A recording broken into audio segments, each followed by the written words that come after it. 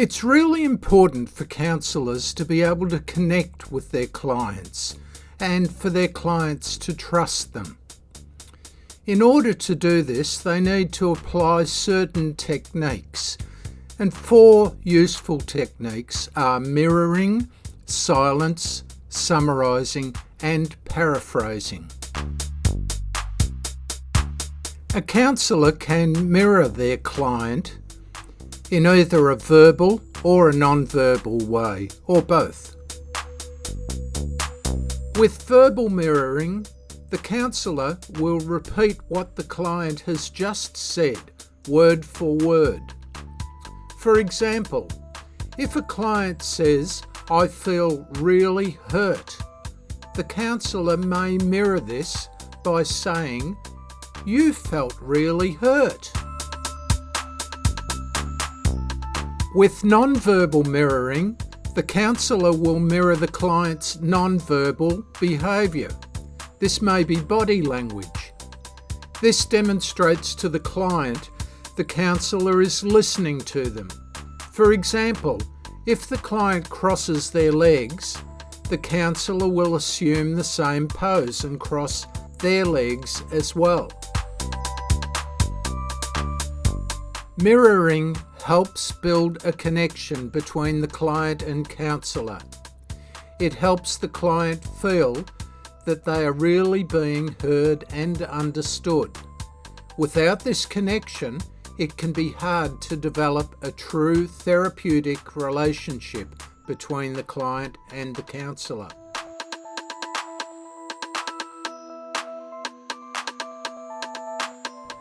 Silence can be useful in the counselling relationship.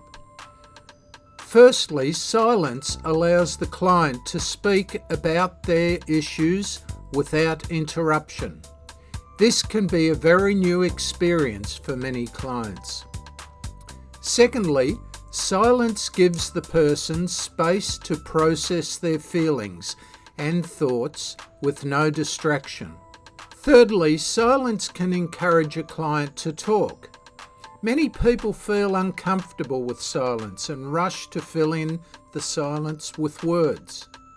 This can be a useful technique, as the person may say the first thing that comes into their head, which can be very revealing about what they truly feel.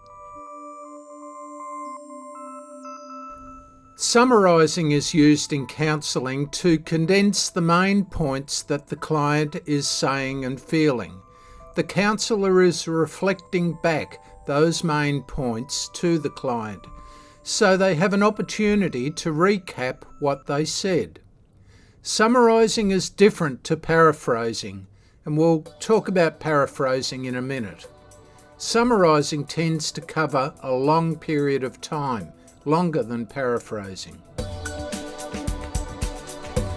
A client may reveal a lot about themselves. For example, they've recently broken up with a boyfriend, they don't like their job, and they don't know what they're doing with their lives. This may take some time for them to talk through. At the end, the counsellor may summarise this to show they're paying attention. For example, "So you're finding things difficult at the moment. You've recently had a breakup with your boyfriend, and you're unhappy with your job, and you don't know what to do with your life." The counsellor may go into more detail than this when summarising. Part of the counselling process is to ensure the client knows that they're being listened to. One way to achieve this is through paraphrasing. This is when the counsellor repeats part of the story back to the client. Only part. This shows the counsellor has really listened to the client and understands what they're saying. Paraphrasing should include what the person says and also the emotion which they're expressing. For example, a client might say, "My husband phoned last week and told me our son is really ill. They're on holiday in Spain and I just can't get the money together to go since I lost my job.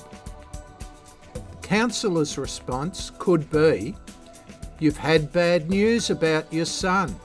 You're frightened for him and worried about money now that you've lost your job." Following that, the client might say, "Yes, that's right." Developing a relationship with a client is an important part of the counselling process. Mirroring, silence, summarising and paraphrasing are all important techniques.